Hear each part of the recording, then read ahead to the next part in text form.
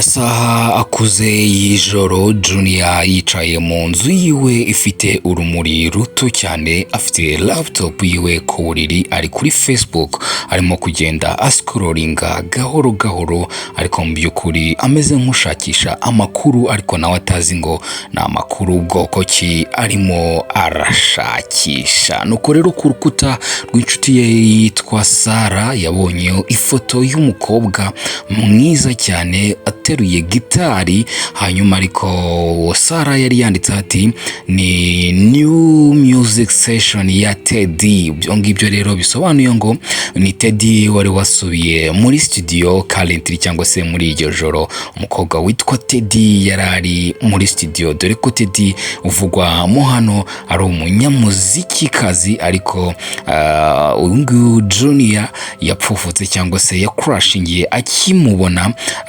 kuri wall ku rukuta rwa Sara, kuko Sara bari basanzwe bari inshuti. Nuko rero witwa Junior yateye intambwe nyine yandikira Teddy nkuko yabitubwiye mu nkuru yabanje, atubwira ati naramwandikiye ati hello muraho neza. Nuko rero akomeza amubwira ati nabonye poste yawe ku rukuta rwa Sara, ese uri umunyamuziki, ukora ubuhe bwoko bw'umuziki? Junior rero agira ngo hari arahubutse cyane, cyangwa se atangira kwijajinga kuko haracimo amasaha adasubizwa, ariko mu gihe arimo afunga cyangwa se closing laptop yiwe yagiye yumva notification cyangwa se ubutumwa bumenyesha ko hari ikintu gishyashya kije muri mashini cyangwa se ku mbuga nkoranyambaga zawe. Yihuse cyane Junior yahise afungura mashini azubira kuri Facebook, asanga ni Teddy wari umusubije. Uyu ni umwanya wa ya nkuru y'urukundo rwa Junior na Teddy. Aba bombi bahuriye kuri murandasi barakundana karahava, ariko urukundo rwabo rurangirira mu marira. Iyi love story yitwa Forever in my heart, always in my mind, itambuka kuri The Mike Radiant TV YouTube channel.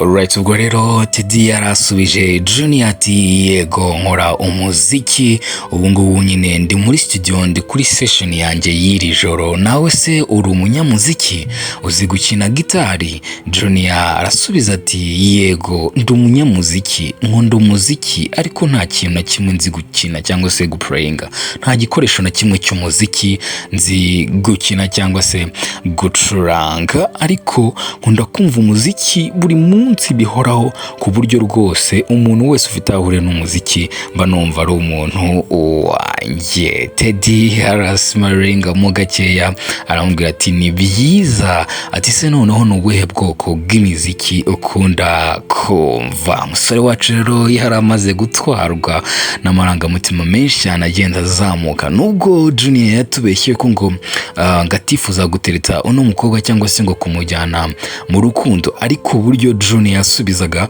byagaragaza yuko rwose uyu muhungu yameze amababa, intoki ze ntizabashaga gukora kuri keyboard neza cyane, yarihuta cyane ati nkunda afrobeat, nkunda R&B, nkunda rap, avuga ubwoko bwinshi cyane bw'umuziki kugira ngo mu by'ukuri arebe yuko yaza kugira ahuriza n'uyu Teddy. Yari amaze kubona yuko yifuza kumuganiriza ibintu byinshi muri icyo gicuku. Umukobwa witwa Teddy rero arambwira ati ni byiza, ndumva duhuje, nanjye ubwo bwoko bw'imiziki ndabukunda, ariko ngewe nkunda ibyitwa Indian music, ndetse nkunda kandi no gukora amakaraoke cyane y'imiziki igiye itandukanye. Umusore wacu rero baba bamwitayeho, aba yatangiye kuba trap cyangwa se atangira gutinyuka, noneho atangira kubaza Teddy byinshi bigiye bitandukanye. Umukobwa witwa Teddy rero nawe byagaragaye yuko ari interested gusubiza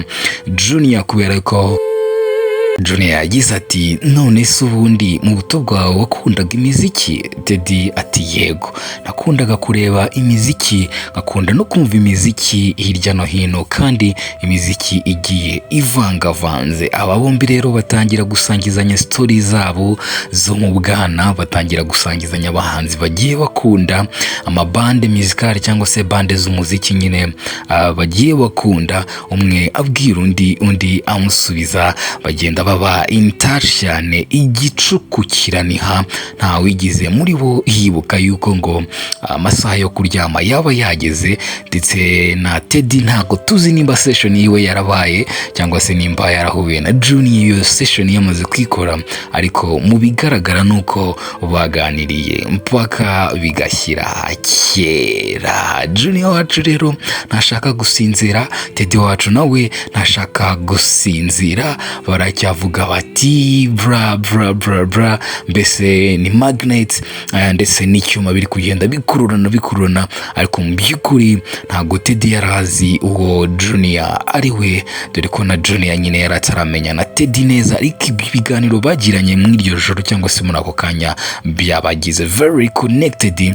nuko rero uwo bita Junior yagize gutya afunga laptop yiwe ayigejeje muri middle, hahandi nyine ubona yuko nyine imashini yenda kwifunga neza, kwa kundi ubunaniwe utagiye kureba muri bya bintu byo kuvuga ngo ngura switching off, ibyo murabizi, afite laptop murabizi, gakondo ubunaniwe cyane, ufite ibitutsi byinshi, ufite imashini ukavuga ati kugira ngo urumuri rukomeze rwaka, reka mbe nyimanuye gake. Ayigije mu handi umusore wacu arimo arasinzira byacitse, ahita yongera yumva Teddy aramwandikiye. Yes, nanga rero episode ya mbere tugiye kuyihinira, ndeka mbabwire yuko iyi nkuru ari inkuru y'umusore witwa Junior ndetse n'umukobwa witwa Teddy bahuriye kuri Facebook. Iyi nkuru ikaba yitwa Forever in my heart, always in my mind. Ngiye uri kubagezaho iyi nkuru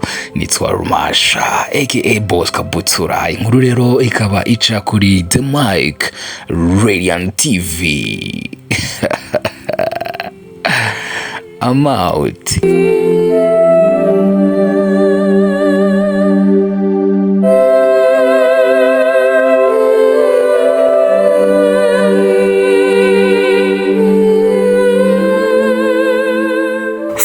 Forever in my heart, always in my mind.